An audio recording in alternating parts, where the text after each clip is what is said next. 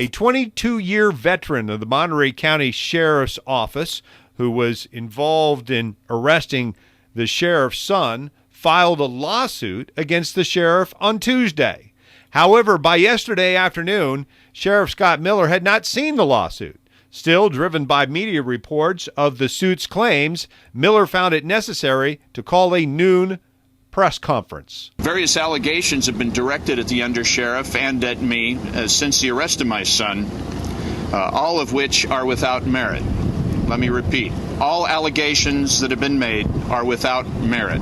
Sheriff Sergeant Archie Warren's lawsuit accuses the sheriff and Undersheriff Mac Hauser of misconduct and violating the rights of deputies who investigated and arrested the sheriff's 25-year-old son, Jacob Miller, on felony drug charges.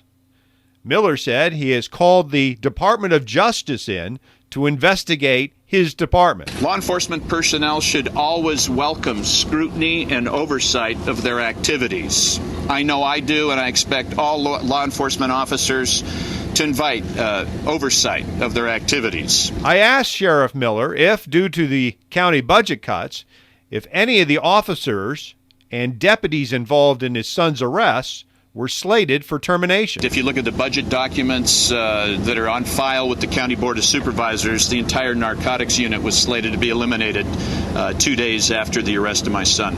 Miller said that some of the sergeants were going to be reduced back to deputies after the cuts. However, he did not know specifically what Sergeant Warren's fate was going to be. Miller added that he was not trying to tie the budget cuts to his son's arrests, but merely answering my question. I'm not tying anything that happened, anything that is happening, with relationship to the budget.